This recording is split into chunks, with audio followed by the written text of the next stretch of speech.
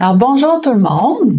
Contente de voir vos visages, contente de, de voir que vous avez été capable de vous rendre ce matin à l'église, que vous n'avez pas été pris dans un convoi de camionneurs. Je sais que Oscar, il y avait beaucoup de choses. Tu étais vraiment au milieu, toi. Mais on en a vu quelques-uns en s'en venant. Ça a bien été. Les gens sur le Zoom, ben ça, il n'y a pas de problème. Hein? Vous êtes dans le confort de chez vous, mais sentez-vous quand même bienvenue dans la maison du Seigneur, même si vous êtes chez vous. C'est comme si votre demeure devient une partie de la maison de Dieu aujourd'hui. J'espère que toute votre maisonnée va être bénie par cela. Eh bien oui, la ville de Québec est comme l'hôte tout d'un coup d'un événement qui se veut, je pense, une montée assez mondiale. Le convoi de camionneurs qui est parti d'un peu partout. Il y en a un peu partout dans le monde, mais qui a comme été commencé au Canada. Et ben, je pense que ça amène les gens à se poser des questions sur qu'est-ce qui se passe.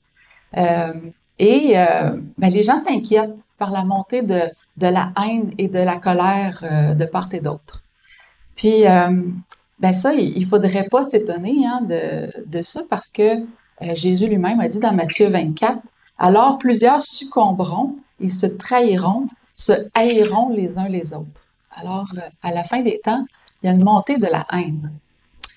Et il continue en disant, « Et parce que l'iniquité se sera accrue, la charité du plus grand nombre se refroidira. » Donc, ça peut inquiéter de voir la colère, la grogne, les manifestations. Ça peut peut-être en déstabiliser quelques-uns. Mais peut-être que c'est bon aussi de se poser des questions dans la vie. On a besoin des fois d'être brassé un petit peu dans notre confort, puis de se poser des questions sur qu'est-ce qui se passe autour de nous. Et ben à cause de ça, depuis les dernières semaines, pendant la soirée de prière, on a passé du temps à prier pour nos gouvernements. On a aussi prié pour les camionneurs, on a prié aussi pour les gens qui sortent pour aller manifester. Et notre prière, c'était que tous ces gens-là soient animés de bons sentiments et qu'ils soient animés d'amour et que leurs intentions soient pures et honnêtes.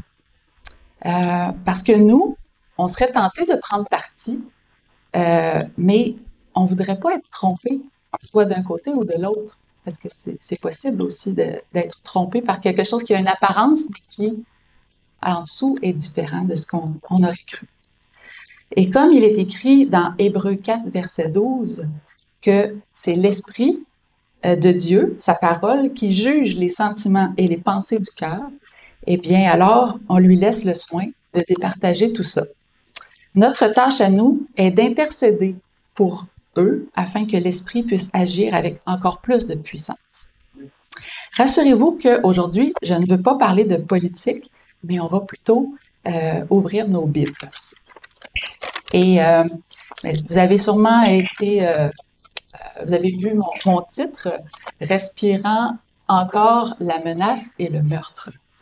Ça peut être surprenant comme titre, mais ce verset-là, dans le fond, ce titre-là est tiré d'un verset de la Bible. Est-ce qu'il y a quelqu'un qui sait de qui il est question? Qui respirait la menace et le meurtre? Paul. Oui, Paul, qui était à ce moment-là Saul de Tarse. Oui. Donc, j'avais un indice pour vous, c'était dans Actes. Alors, je vous invite à ouvrir vos Bibles dans Actes au chapitre 9.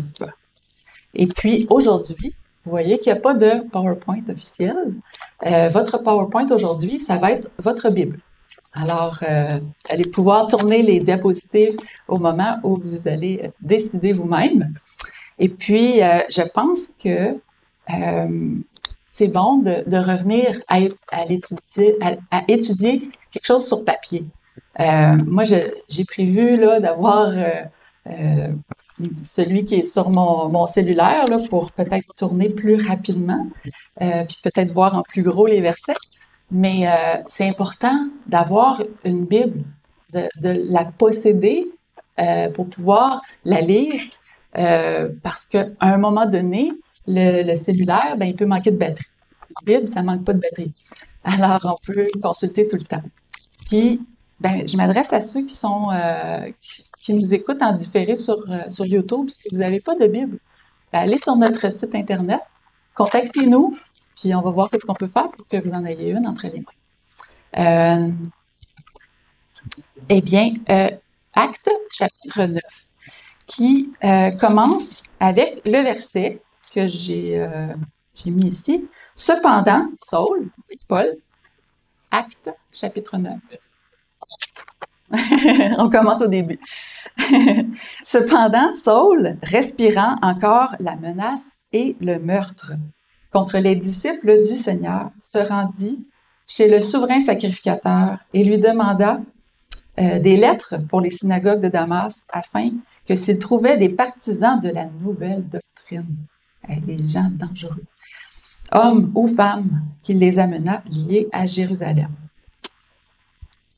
Donc, on voit ici que Saul, c'est lui qui respire le meurtre et la menace.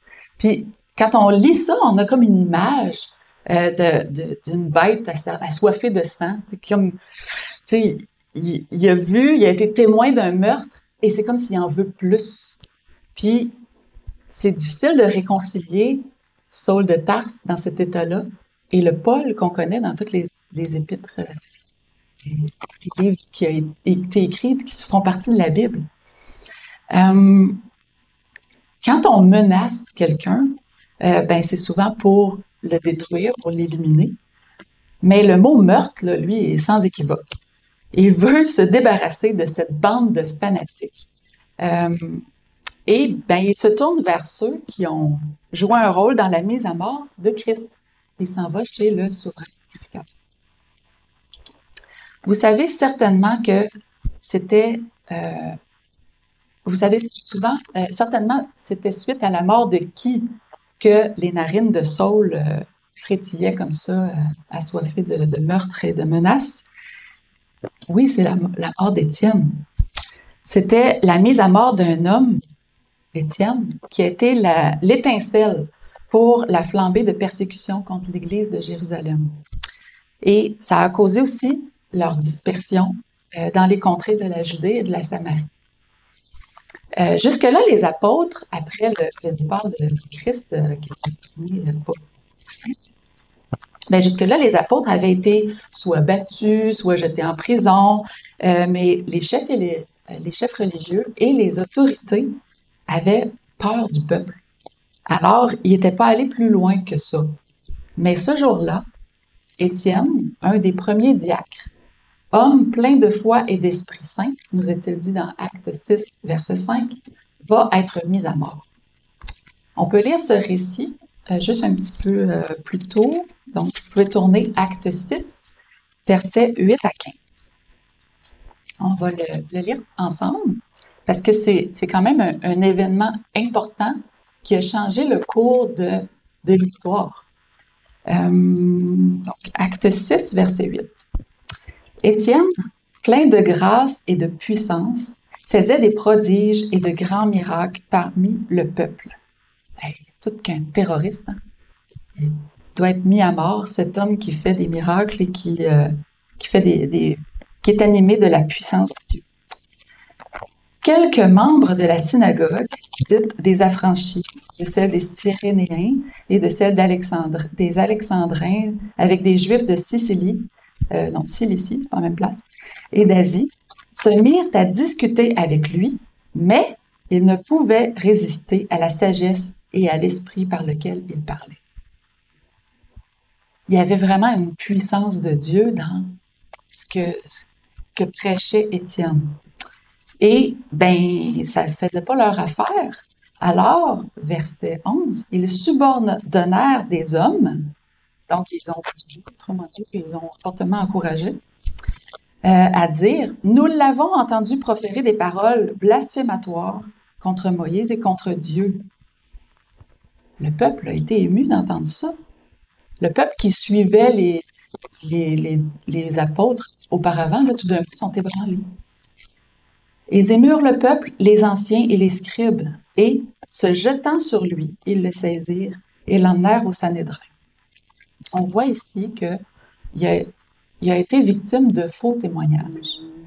Est-ce que ça vous rappelle un autre, les accusations qu'on a entendues, qu'il était blasphémateur, et même, verset 13 dit, « Ils produisirent de faux témoins qui dirent, « Cet homme ne cesse de proférer des paroles contre le lieu saint et contre la loi.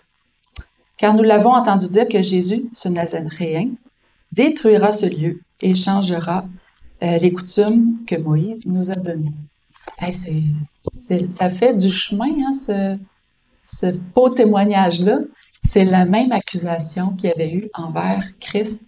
On peut lire ça dans Matthieu 26, 59 à 61. Vous allez voir, ça ressemble quasiment copier-coller.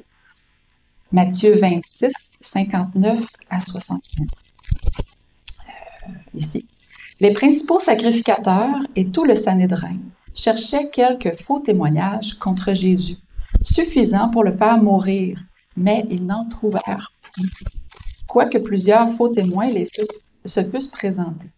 Enfin, il en vint 2, qui dirent, « Celui-ci a dit, je puis détruire le temple de Dieu et le rebâtir en 3 jours. » Et puis, c'est ça qui a été la grave accusation qu'il y a eu envers Jésus, qui voulait comme être terroriste, il veut faire sauter le temple et le détruire. On voit que Satan utilise souvent les mêmes stratagèmes. Fait que ne vous étonnez pas si vous entendez encore des accusations du même type.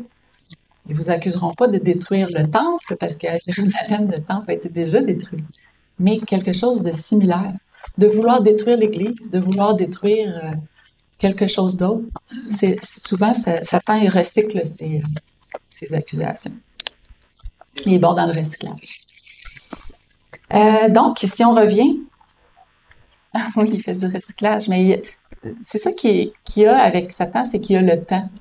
Parce que lui, il meurt pas, il peut travailler d'une génération à l'autre, réutiliser les mêmes affaires, puis même si au Québec, notre devise, si je me souviens, des fois on ne se souvient pas de grand-chose.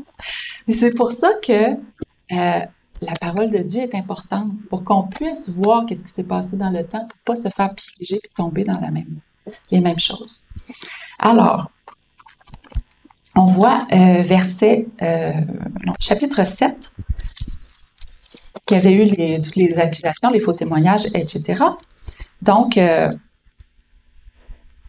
Acte, chapitre 7, le souverain sacrificateur dit « Les choses sont-elles ainsi? » Donc, il donne l'occasion à Étienne de dire « Est-ce que ces faux témoignages-là sont vrais? » Il lui permet de se justifier devant toutes ces fausses accusations.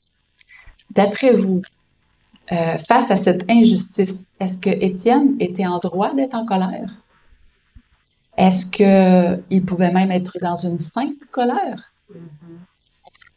Est-ce qu'il aurait dû se débattre? Est-ce qu'il aurait dû revendiquer ses droits? Est-ce qu'il aurait dû dire « ce sont des menteurs » ou nous, là, si on avait été à sa place, qu'est-ce qu'on aurait fait? Je ne vous demande pas de réponse, là. Je vous demande de réfléchir. Mettez-vous dans les sandales d'Étienne. Et qu'est-ce que vous auriez fait à sa place? Combien de fois on essaie, nous, de se justifier ou de se faire justice quand quelqu'un nous accuse faussement de quelque chose? Qu'est-ce que Étienne a fait à ce moment-là? Puis, je vous avoue que quand je lisais les actes, souvent je passais assez vite sur ce chapitre-là parce que je trouvais que c'était comme la répétition de toutes sortes d'affaires que je savais. Mais là, pour l'application, je l'ai bien lu. Et puis, ce qu'on voit, c'est que Étienne, il se lance plutôt que de se défendre et de se justifier, il se lance dans une longue réponse à l'image du discours de Pierre qu'on pouvait lire au chapitre 4. Non, 4 chapitres plutôt.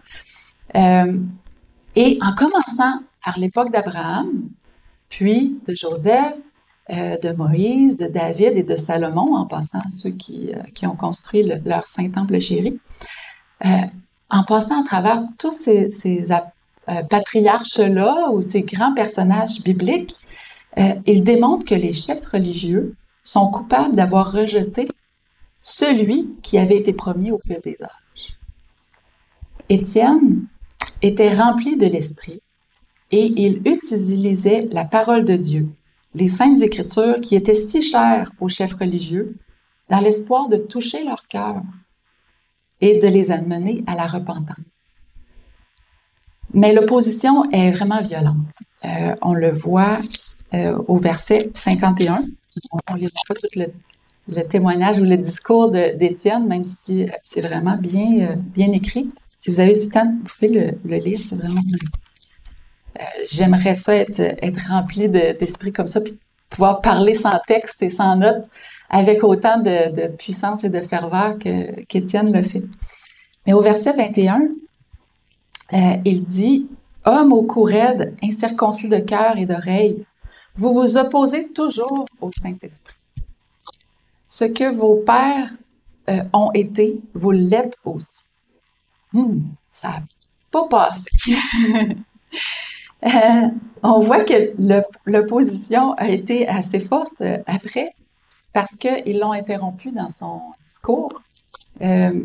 Puis au verset 54, il dit « En entendant ces paroles, ils étaient furieux dans leur cœur.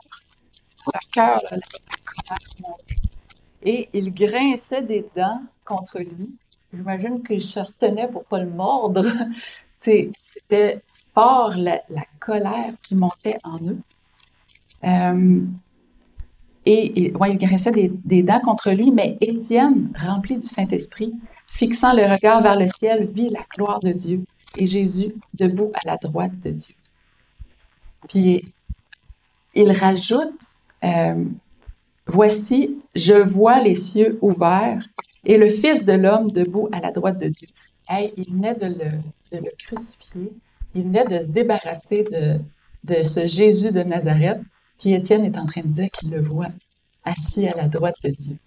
La colère s'est changée en haine, en rage, et ils se sont saisis de lui, ils ont décidé, on va le faire taire, et pour ça, Pierre et pour le lapider. Donc, ils se sont opposés à l'Esprit, même si Dieu a voulu leur donner un signe physique. On voit ça, chapitre 6, verset 15, lorsque les gens qui avaient été mandatés, comme on dit, pour accuser faussement Étienne, étaient en train de présenter leur plaidoyer. Acte 6, verset 15, il est écrit « Tous ceux qui siégeaient au Sanhédrin, ayant fixé les regards sur Étienne, son visage leur parut comme celui d'un ange. » Dieu a donné une manifestation physique. Dieu ne le fait pas tout le temps, mais cette fois-ci, il y avait tellement de témoins dont le cœur pouvait être touché qu'il a donné cette approbation-là sur Étienne. Le visage d'Étienne paraît comme celui d'un ange, comme si Dieu avait mis son sceau de vie. La lutte entre les forces du bien et du mal devient maintenant visible à l'œil nu.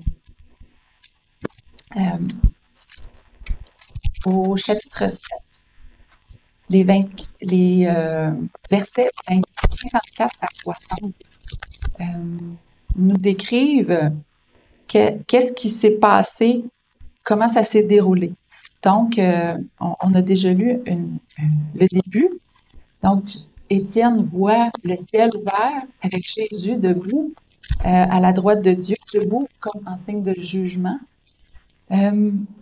Et verset 57, Ils poussèrent alors de grands cris en se bouchant les oreilles. Savez-vous l'image qui m'est venue à l'esprit? C'est un enfant qui se bouche les oreilles puis qui crie « Non, je t'entends pas ».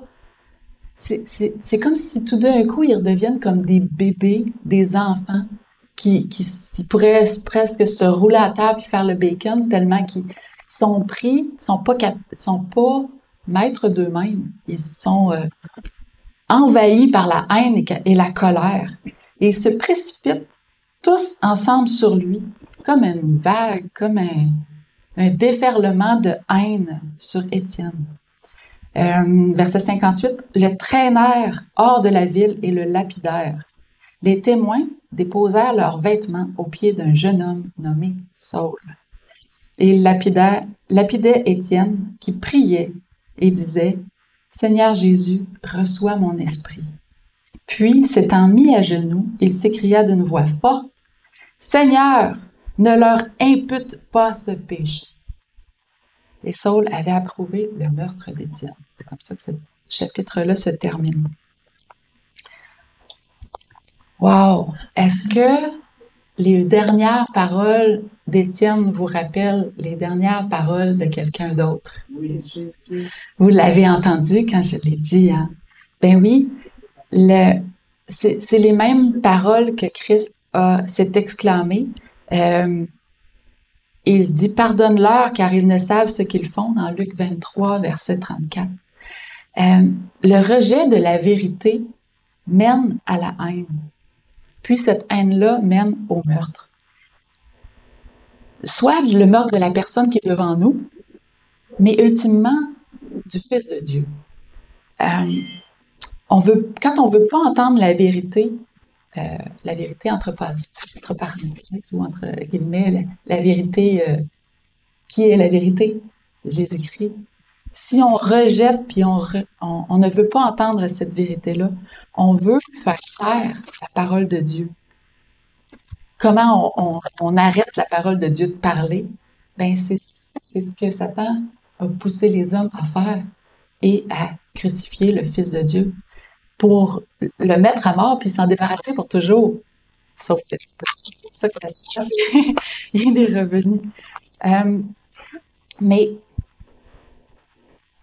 quand on veut pas entendre cette vérité-là, c'est comme si nos oreilles entendent, mais on veut pas. Puis pourtant, l'Esprit nous dit que celui qui a des oreilles entende.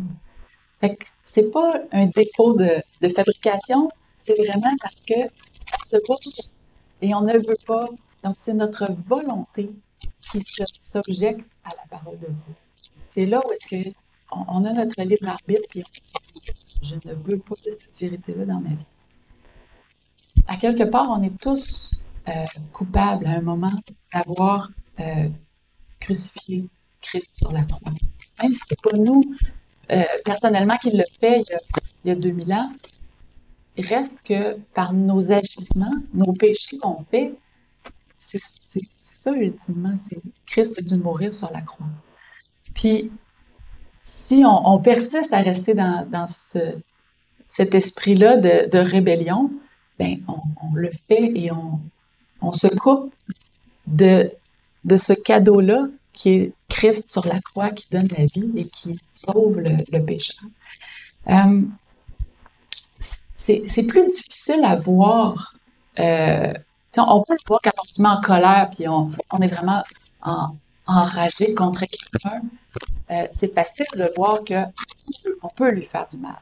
Que si on ne se retient pas, on peut le vraiment blesser ou tuer. C'est quelqu'un qui est devant nous. Il y a quelque chose qui fait. C'est plus difficile de voir qu'on serait capable de faire ça. Parce que, ben, on l'aime. On ne ferait pas ça. On le respecte. Mais quand il dit, quand vous avez fait cela au petit que vous l'avez fait, ça nous saisit, ça nous oblige à prendre conscience que quand on détruit quelqu'un, c'est Christ qu'on détruit. Un jour, l'Éternel a donné un conseil à Caïn lorsqu'il était très irrité contre son frère Abel. Cette histoire-là, on peut la trouver dans Genèse au chapitre 4. Et le conseil de l'Éternel se trouve au verset 6 et 7. Il dit, l'Éternel dit à Caïn, « Pourquoi es-tu irrité et pourquoi ton visage est-il abattu? » À partir du moment où Caïn ressent cette colère-là ou cette irritation-là, il n'a pas encore été pour agir là-dessus. C'est comme une constatation de l'Éternel. Puis, il oblige Caïn à se remettre en question et à se trouver lui-même. Puis après ça, il dit, « Certainement, si tu agis bien, tu relèveras ton visage. Et si tu agis mal, ben, le péché se couche à la porte et ses désirs se portent vers toi. Mais toi, domine sur lui. » Ouais. C'est facile à dire, mais toi, domine sur lui.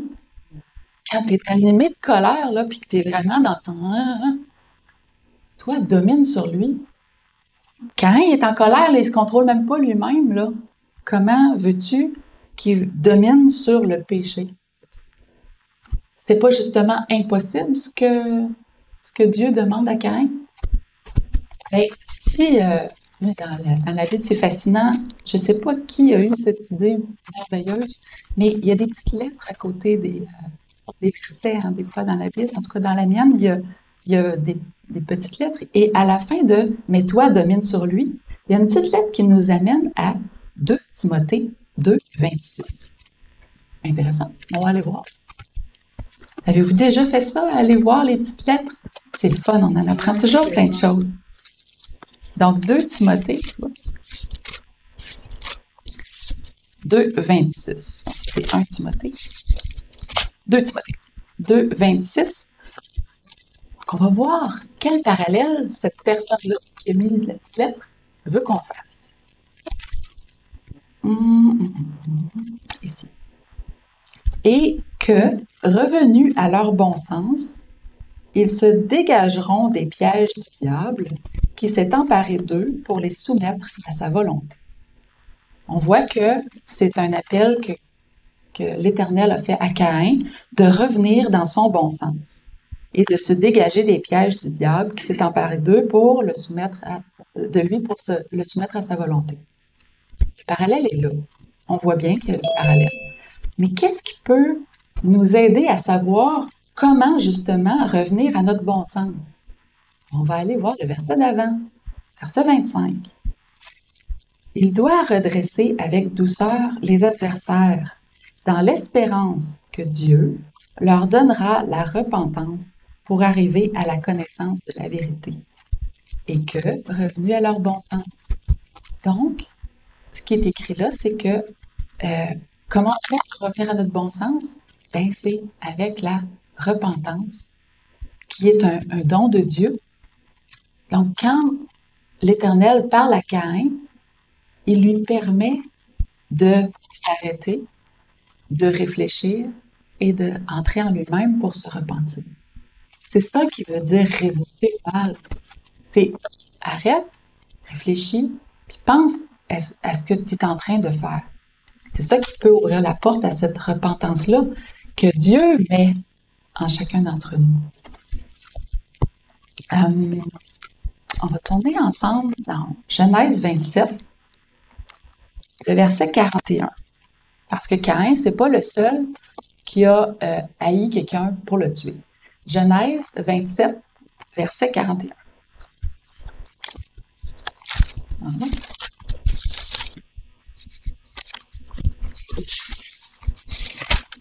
Verset 41. Et oui, Ésaü. Une autre histoire de frère. Ésaü conçut de la haine contre Jacob à cause de la bénédiction dont son père l'avait béni. Et Ésaü disait en son cœur, « Le jour du deuil de mon père, les jours du deuil de mon père vont approcher, et je tuerai Jacob, mon frère. » Il n'est pas content parce que son frère s'est fait passer pour lui devant son père, puis son père, qui était presque aveugle, l'a béni, puis il a donné la bénédiction qui revenait à l'aîné, qui était à Ésaü. Et il arrive après, puis son père dit, ben là, je viens juste de la donner, la bénédiction. Et puis pour toi, là. Ésaü, il est pas content. Il dit, pas mal sûr qu'il doit t'en rester une, là. Il demande à son père de le bénir. Puis la bénédiction que son père prononce sur lui, elle fait un peu grincer des dents aussi. Il dit, ton frère va dominer sur toi. Ben, c'est pas ça que je voulais entendre.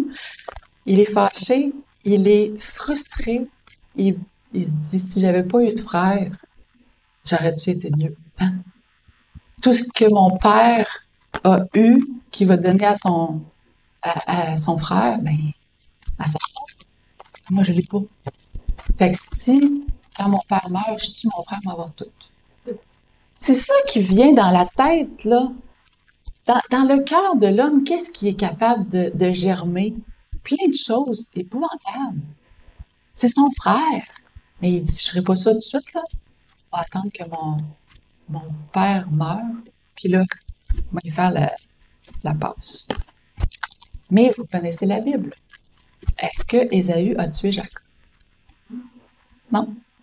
Pourtant, il avait résolu dans son cœur de le faire. On sait que Jacob a été averti par sa mère, puis il est parti, s'est enfui. Vous savez, dans Proverbe 19, verset 21, il est écrit, « Il y a dans le cœur de l'homme beaucoup de projets, mais c'est le dessein de l'Éternel qui s'accomplit. » Est-ce que c'était le dessein de l'Éternel qu'Ésaü tue son frère? Non. Il a permis que Jacob s'en aille. Parce que Ésaü avait besoin de temps pour calmer sa colère et pardonner à son frère. Jacob aussi avait besoin, lui, de quelque chose. Il avait besoin de se repentir de ce qu'il avait fait à son frère. Parce qu'il avait usurpé quelque chose qui appartenait à son frère. Quand tu es obligé de te déguiser pour avoir quelque chose, c'est parce que tu ne le fais pas de la bonne façon. Il devait se repentir de ce qu'il avait fait à son frère. Puis Jacob avait aussi besoin de changer de nom avant de revoir son frère. Il devait passer de Jacob, le supplanteur, à Israël, celui qui lutte avec Dieu, mais qui en sort vainqueur. Les desseins de l'Éternel, c'est ça qui s'accomplit. Dieu, il veut pas le mal, il veut le bien. Puis il a permis qu'il y ait du temps qui se passe pour que les frères puissent se réconcilier. Une autre histoire de frères, vous connaissez, il y en a beaucoup dans la Bible. Genèse 37, verset 4.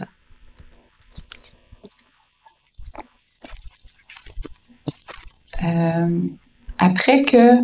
je suis en Exode, ça va pas bien. Excusez-moi. Genèse 37, verset 4. Donc, après que celui qu'on appelle maintenant Israël est donné à Joseph, qu'il aimait plus que tous ses autres fils, quelle bonne idée, il lui est donné une tunique de plusieurs couleurs. Au verset 4, Genèse 37, verset 4. Ses frères virent que leur père l'aimait plus qu'eux tous, et ils le prirent en haine. Ils ne pouvaient lui parler avec amitié. On voit que la jalousie entre frères et sœurs, c'est pas drôle. Même la jalousie entre... peu importe, on commence par refroidir la relation. Il essayait de ne plus lui parler avec amitié. Puis, tout ce qu'il fait ensuite leur tombe sur les nerfs. Ils ont été même jusqu'à souhaiter qu'ils disparaissent. Mais ce qu'on voit au verset 8, c'est que, parce que Joseph avait des songes, puis eux autres, ils étaient tannés d'entendre ces songes, parce que l'amour qu'ils avaient pour lui refroidissait. Et là, quand il parlait, même quand il respirait, puis ça le tombait sur les nerfs, quand il osait parler des songes qu'il avait eu de Dieu. Hey, voilà, t'es pas... Qu'est-ce que tu vas venir nous dire, toi, le petit jeune?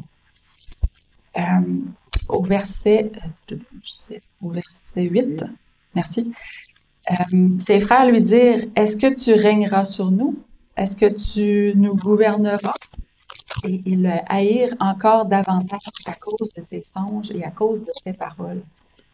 On voit que la haine qui monte en eux les empêche de discerner les avertissements que Dieu envoie par le biais de Joseph. Parce que ces songes, c'était des songes qui allaient arriver plus tard, quand tout le monde, le peuple allait s'en aller en Égypte. C'est loin en avant. C'est une prophétie qui est en train de dire, puis eux autres, ils ne veulent pas l'entendre. Peut-être que des fois, notre colère aussi peut nous empêcher d'entendre quand quelqu'un nous parle puis qu'il nous dit quelque chose de vrai. Au verset 18, ils le virent de loin et avant qu'ils furent près d'eux, ils complotèrent de le faire mourir. Ils étaient tous ensemble en gang, là, puis ils devaient avoir du fun, puis tout d'un coup, ils le voient arriver. Ah, non, pas lui. Mais je l'ai déjà vu, moi, j'ai déjà été dans un groupe au secondaire que, il y en a un, non, pas encore lui. Il viendra pas s'asseoir avec nous. Non, viens s'asseoir avec nous autres. Mais qu'est-ce qu'il a fait, lui? Pourquoi est-ce que, peut-être qu'il y en a juste une personne dans le groupe qui l'aime pas, mais on dirait que ça se partage, puis que là, tout le monde veut, non, pas lui. Mais qu'est-ce qu'il t'a fait? Je sais pas, personne ne l'aime. Mais c'est ça, c'est qu'à un moment donné, c'est contagieux, puis tous les frères étaient prêts à le tuer. Puis ils devaient se parler de lui pendant qu'il n'était pas là. Et vous savez, connaissez l'histoire, je ne vais pas tout vous la raconter pour rien, mais ils l'ont vendu. Ils ont décidé de ne pas le tuer. Il y en a un qui a dit, hey, on se fait de l'argent à la place. Ils le vendent à une caravane qui s'en va loin. Ils se disent, on ne le verra plus. On est débarrassé de lui, puis en même temps, on a fait de l'argent. Mais là, après ça, qu'est-ce qui arrive? C'est qu'ils sont obligés de mentir. Ils sont obligés de cacher ce qu'ils ont fait. Et puis, comment est-ce qu'ils ont réussi à regarder leur père dans les yeux pendant des années? Imaginez comment ça devait les tracasser, les ronger par en dedans. Garder un secret, des fois, là, c'est difficile pendant quelques jours. Imaginez garder un secret aussi lourd pendant des années. Mais Dieu change tout cela en bien avec le temps. Les frères de Joseph avaient besoin de mûrir et de se repentir. Et Joseph, lui, avait besoin d'acquérir de la sagesse et de l'humilité. Parce que peut-être, avec la fougue de la jeunesse, il racontait ses songes avec peut-être beaucoup d'enthousiasme. Peut-être que oui, il tombait sur les nerfs des gens qui l'écoutaient. On ne sait pas avec quel ton il le racontait, mais on sait que c'est pas tout le monde qui était content de l'entendre. Il avait besoin d'avoir de la sagesse, puis l'humilité, il l'a appris très bien lorsqu'il était en Égypte. Puis, au Genèse 50, verset 15, il nous est dit que c'est maintenant après la mort de leur père, parce que là, ils se disent, ils se sont réconciliés, oui, mais peut-être que Joseph fait semblant de leur avoir pardonné juste parce qu'il veut avoir l'air bien devant son père. Mais là, verset 15, quand les frères de Joseph virent que leur père était mort, Joseph n'avait pas besoin de tenir la face devant son père, il n'est plus là. Et dire, si Joseph nous prenait en haine et nous rendait tout le mal que nous lui avons fait. Ils ont peur tout d'un coup que les mêmes sentiments qui étaient dans leur cœur naissent dans le cœur de Joseph. Ou ils soupçonnent peut-être que c'est déjà là. Alors, Joseph est conscient de ça, puis il leur dit, verset 19, « Soyez sans crainte, car suis-je à la place de Dieu? » Qu'est-ce qu'il veut dire? Face à la haine, on peut suivre le conseil de Joseph et laisser Dieu juger les mobiles. Laisser Dieu juger, donner aussi la rétribution. c'est pas à nous de nous venger. C'est à lui la rétribution. Parce que peut-être qu'il aurait pu mal comprendre la motivation de son frère. Parce que ça nous arrive à nous aussi de mal juger les, qu'est-ce qui anime les gens qui nous font du mal, qui nous font peut-être même pas par exprès, mais que ça nous blesse parce que notre orgueil est blessé. Mais de juger des mobiles de l'autre, c'est périlleux. Euh, si, euh, si on voit dans chacune des histoires, le temps a changé les choses. Mais imaginez-vous la surprise d'Étienne, parce que on s'imagine que quand Dieu lui montre qu'est-ce qui se passe au ciel, il lui donne pas cette vision-là de Jésus au ciel parce que, oh, regarde, toi, de toute façon, tu iras pas. Non, il donne un avant-goût, c'est là que tu vas te retrouver. Et puis là, tout d'un coup, peut-être que la dernière fois qu'Étienne aurait pu voir Saul, c'était juste avant de mourir, puis Saul était en train de guetter les manteaux pour que les gens soient trop embourbés avec leur manteau, puis qu'ils aient la difficulté à tirer des roches, on enlève le manteau pour avoir un bon swing. Hein? Mais Saul est en train de garder les manteaux pour les autres et acquiesce à qu'est-ce qui se passe. C'est peut-être la dernière chose que Étienne a vue des gens autour de lui. Puis tout d'un coup, il se retrouve au ciel. Après, Jésus revient, il vient chercher les élus, puis non, c'est pas là, lui, qui guettait les manteaux pendant que je me faisais lapider. Ben oui, parce que c'est pas nous les maîtres du temps. Qu'est-ce qui peut se passer après qu'on ait fermé les yeux puis qu'on se soit endormi? Est-ce qu'on est pour juger? Il n'est pas au courant, lui, Étienne, de la conversion de Saul de Tarse en Paul, apôtre de Jésus-Christ. Il va être surpris, mais peut-être aussi qu'on fait juste imaginer ça, puis qu'il était tellement occupé à contempler la gloire de Dieu qu'il n'était même pas au courant de qui était en train de pitcher des roches. Mais vous savez que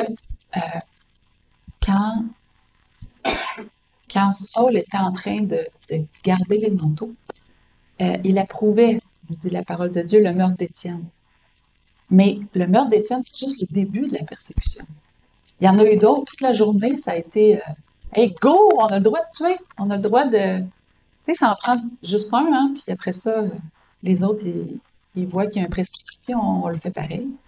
Comme dans une manifestation, peut-être. Il y en a un qui décide de lancer quelque chose, ou de casser une vitrine, ou de hey, c'est permis! Ça en prend juste un. Mais c'est comme ah, c'est permis.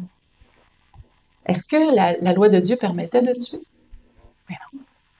Est-ce que quand il était face à Jésus-Christ, il pouvait tuer Jésus? Ben non, il ne pouvait pas. Le Sanhédrin a dit, les limités, on ne peut pas mettre à mort quelqu'un. Il faut aller chercher les Romains, parce que sinon, on va être dans le trouble. Et tout d'un coup, la colère était tellement grande qu'ils n'ont même pas vu tout ça, puis ils ont commencé tout de suite à tuer quelqu'un. Il n'avait pas le droit. Il était sous la coupe romaine. Ils n'avaient pas le droit de tuer quelqu'un. Ils l'ont fait, puis ils se sont donné le droit de persécuter les gens. C'est cette petite minorité qui était pas d'accord avec les mêmes idées. Mais ce zèle-là que tout d'un coup animait Saul, parce qu'on voit que Saul était comme enivré par cette mission-là dont il se sentait investi, d'aller exterminer jusqu'au dernier de cette petite bande de fanatiques. Mais dans Éphésiens 6, verset 15, il est écrit « Mettez pour chaussure à vos pieds le zèle que donne l'évangile de paix. » C'est un évangile de paix et non pas de destruction et d'anarchie. C'est ce zèle-là qui doit nous animer et non pas de vouloir exterminer. Paul était probablement persuadé qu'il faisait tout cela pour la gloire de Dieu. Mais ça rendait pas le mal qu'il faisait. Il préférait accepter les opinions des hommes plutôt que le conseil de Dieu.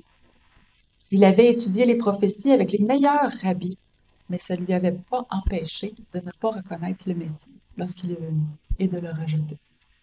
Il ne connaissait pas vraiment le seul vrai Dieu et celui qu'il avait envoyé, Jésus-Christ. Tout comme pour chaque être humain, lorsqu'il est dans l'erreur, Dieu l'a interpellé pour lui montrer qu'il était sur une mauvaise voie. Il s'est présenté à lui dans une lumière éblouissante, dans toute sa gloire, et puis il en est tombé en bas de son cheval. Ben nous aussi, lorsque Dieu nous arrête dans notre folie de destruction, on peut tomber en bas de notre cheval. Mais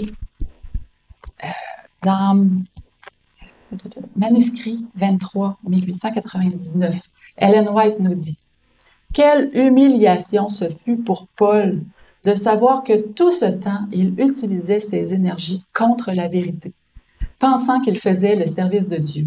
Il persécutait Christ. Lorsque le Sauveur s'est révélé à Paul dans les rayons lumineux de sa gloire, il fut rempli de l'horreur pour son travail et pour lui-même. La puissance de la gloire de Christ aurait pu le détruire. Mais Paul était le prisonnier de l'espérance. Il était rendu physiquement aveugle par la gloire de la présence de celui contre qui il avait blasphémé. Mais c'était pour qu'il ait une vue spirituelle, pour qu'il puisse être réveillé de la léthargie qui avait stupéfié et endormi ses perceptions. Sa conscience, éveillée, travaillait maintenant avec une énergie auto-accusatrice. Il s'examinait lui-même. Le zèle de son travail, sa résistance sérieuse à la lumière qui brillait sur lui à travers les messagers de Dieu, apportèrent maintenant la condamnation sur son âme, et il fut rempli d'amers remords. Il ne se considérait plus comme juste, mais condamné par la loi, en pensée, en esprit et en acte. Il se vit pécheur, complètement perdu sans le Sauveur qu'il avait persécuté. Dans les jours et les nuits de son aveuglement, il eut le temps de réfléchir, un peu comme Jonas dans la vente du poisson. Et il se jeta, tout impuissant et sans espoir, sur le Christ, le seul qui pouvait lui pardonner et le revêtir de justice. C'est ça qui s'est passé dans la tête, dans le cœur de Paul maintenant. Parce que ça ne s'est pas passé tout de suite quand il est tombé en bas de son cheval.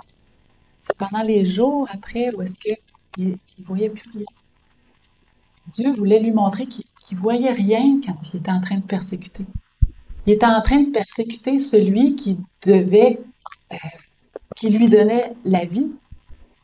Vous savez, la réponse à comment ne pas tomber soi-même dans la haine, ben c'est la repentance. Et c'est un peu Dieu. C'est ce qui a sauvé Saul de Tarse. Parce qu'il respirait la menace et le meurtre.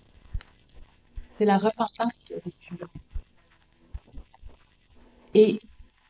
Mais comment, ça c'est quand on est animé de haine. Mais comment on agit, nous, lorsqu'on est face à la haine? Que quelqu'un a de la haine envers nous? Bien, la réponse, c'est ce qu'on a vu tout à l'heure avec Jésus et Étienne. Pardonne-leur parce qu'ils ne savent ce qu'ils font. Ça, c'est... On n'est pas toujours prêt à dire ça quand quelqu'un nous fait du mal injustement.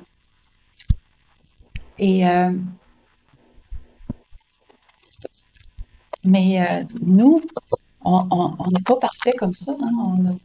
Il me semble qu'on voit Jésus, il est parfait, c'est normal. Étienne était rempli de l'esprit. Nous autres, on ne se voit pas comme étant parfait comme ça. Mais dans Matthieu 5, verset 48, 36, il est écrit « Soyez donc parfaits comme votre Père céleste est parfait. » Ça n'a même pas l'air d'une suggestion. Ça a l'air plus d'un ordre. Soyez donc parfait, votre Père céleste est parfait. Là, il se dit, mais parfait, parfait. On parle bien sûr du caractère, on parle pas de parfait physiquement, là, on parle du caractère parfait. Mais mettons là qu'on a un moule à gâteau, puis qu'il y a un design, ou je sais pas, ou même qui est juste rond, mais qui est bossé sur le côté. Si vous mettez la pâte dedans, vous le faites cuire. C'est quoi les chances que vous avez, si vous démoulez votre gâteau, que votre gâteau soit parfait? Nul. Aucune. Pantoute, niet. Mais c'est ça. C'est que notre moule est bossé. On ne peut pas être parfait. On ne peut pas produire la perfection. On est bossé. Qu'est-ce qu'il faut? C'est changer le moule. Puis ce moule-là, c'est le moule parfait de Jésus. C'est lorsque c'est Jésus qui est en nous, qui habite en nous, par son esprit, c'est là où est-ce qu'on va pouvoir être parfait comme notre Père céleste est parfait. Demandons à Dieu de changer notre moule bossé.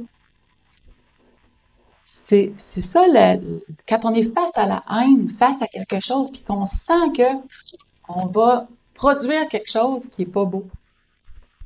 On va exploser, comme tu dis, oui. Parce qu'on explose de colère. Puis quand on explose, on peut faire des dommages collatéraux, comme une bombe. Puis, comme quand Caïn reçoit le conseil de Dieu de dominer sur le péché qui l'entraîne, Dieu donne lui-même le vouloir et le faire et la puissance pour résister et de ne pas être emporté par cette colère-là. Il nous dit comment ça va se passer. Juste avant de « Soyez donc parfaits comme votre Père céleste est parfait », les versets 44 et 45 qui précèdent, où il est écrit « Mais moi, je vous dis, aimez vos ennemis, bénissez ceux qui vous maudissent, faites du bien à ceux qui vous haïssent et priez pour ceux qui vous maltraitent et qui vous persécutent, afin que vous soyez fils de votre Père qui est dans les cieux. Car il fait lever son soleil sur les méchants et sur les bons. Il fait pleuvoir sur les justes et sur les injustes. » Vous savez que c'est de ce principe-là que part notre salut. Non en ce que nous puissions nous sauver nous-mêmes par notre bon comportement, loin de là, comme dirait Paul, mais plutôt que, alors que nous étions encore ennemis de Dieu, Christ a donné sa vie pour nous, parce qu'il appliquait ce principe-là. Dans Medical Ministry, à la page 254, il est écrit « Beaucoup d'âmes seraient convaincues de leur état de pécheur et converties par les impressions faites sur elles par notre refus de réagir négativement aux mauvaises actions de ceux contrôlés par des agences sataniques. » Ce n'est pas pour notre salut, mais c'est plutôt pour le salut des gens autour de nous. Imaginez, comme Christ n'est pas venu pour se sauver lui-même, mais plutôt pour sauver la race humaine. Comme l'a dit Joseph à ses frères dans Matthieu 50 au verset 20, il dit « Vous aviez médité de me faire du mal, mais Dieu l'a changé en bien, pour accomplir ce qui arrive aujourd'hui, pour sauver la vie à un peuple nombreux. » C'est ça, Dieu change le mal en bien. J'entendais un journaliste qui parlait de quelqu'un qui avait fait du mal à un enfant. Puis il y avait la photo de cette personne-là à l'écran. Puis il y a eu la réaction de dire « Je suis même pas capable de regarder la photo de ce visage-là sans vouloir la haïr. Parce que c'est tellement terrible ce qu'elle a fait, la personne. » Puis ce qui m'a surpris, c'est d'entendre de sa part, de dire « Mon Dieu, aide-moi à ne pas haïr cette personne. » Sanctifie mes pensées parce que moi, ma réaction, c'est d'haïr cette personne-là. Ça m'a tellement surpris parce que, dans le fond, c'est ça, chacun d'entre nous, on est des êtres humains qui peuvent être submergés par des émotions en voyant des injustices. La colère peut monter en nous, puis cette colère-là, si elle est déchaînée, elle peut détruire. Quand on se rend compte que ça naît en dedans de nous, La réaction de ce journaliste-là, ça m'a surpris. Mon Dieu, enlève ça de moi parce que moi, si je me laisse aller, je vais haïr cette personne. Puis, demander à Dieu d'être plus sensible à sa voix aussi. Parce que on voit Caïn qui a entendu la voix de Dieu, mais on s'imagine que Dieu était là puis qu'il a parlé. Mais quand est-ce qu'on voit Dieu et nous parler? C'est toujours un petit peu difficile, mais prions d'être sensibles à la voix de Dieu pour le reconnaître quand il nous parle, puis pas devenir comme des Balaam qui entendaient même plus la voix de Dieu, qui a été obligé d'utiliser un ânesse pour lui parler. Il était supposément prêtre de Dieu. Hein? J'ai entendu un des patriotes dire cette semaine, c'est le temps de revêtir votre armure de Dieu. Dans le fond, c'est ça. Hein? Lui, il parlait dans le contexte du convoi de camions, convoi de la liberté. Il parlait aux gens, puis il disait, c'est le temps de revêtir votre armure de Dieu. Puis je me dis, en tant que chrétien, qu'est-ce qu'on attend pour revêtir cette armure-là? Je me souviens d'avoir parlé à un militaire à un moment donné, il disait quand il était en zone de combat, il dit, le soir, là, tu te déshabilles pas là, pour aller te coucher. Tu dors avec ton uniforme, puis tu dors avec ton... C'est une question de vie ou de mort, là. Tu es en zone de combat, tu vas plus mettre ton pyjama. On est peut-être trop confortable. On se rend peut-être pas compte qu'on est dans une bataille entre le bien et le mal. Il y a un des patriotes qui disait aussi, présentement, on a affaire à un bras de fer entre le bien et le mal. Mais c'est ça. On le sait, en tant qu'adventiste, on a distribué la grande controverse. C'est ça, depuis la bataille qu'il y a eu au ciel entre Lucifer et Michael jusqu'à nos jours. Ça a toujours été la bataille entre le bien et le mal. Et la seule manière de s'en sortir, la seule manière de combattre le mal, c'est par le bien. Et comment est-ce qu'on combat Satan? Ben, avec l'Esprit de Dieu.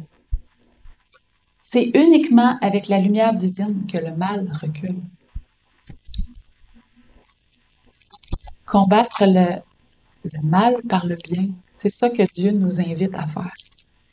Puis, il nous dit de prier pour ça. De prier les uns pour les autres. Pas juste de prier pour soi-même, mais de prier les uns pour les autres. Prions pour les situations qu'on ne sait pas comment ça va se dénouer.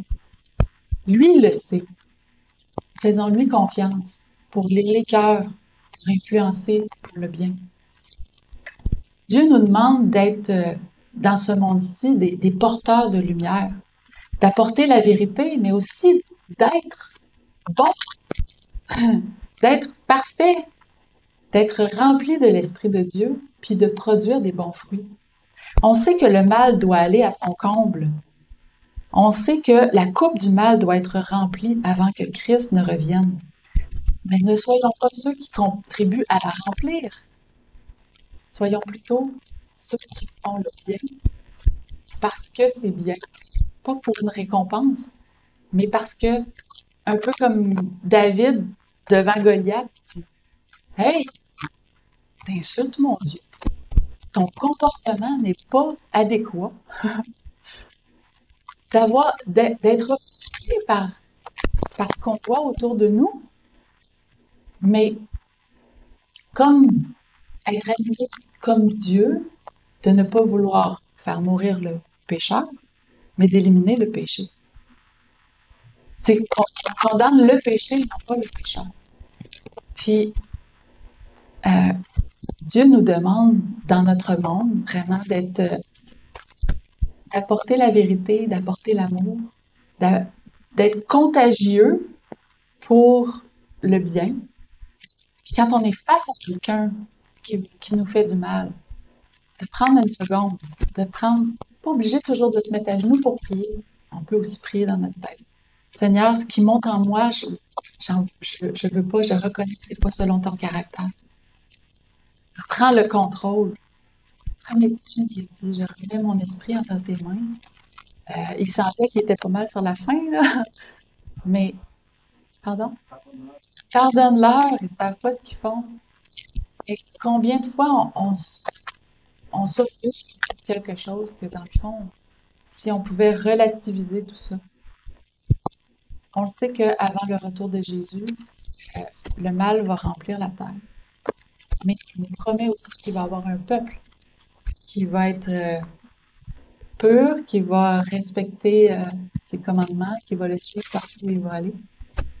Il nous invite à ça aujourd'hui. Malgré la haine qui se déploie autour de nous, d'être des agents d'amour, des agents de paix et des agents de patience.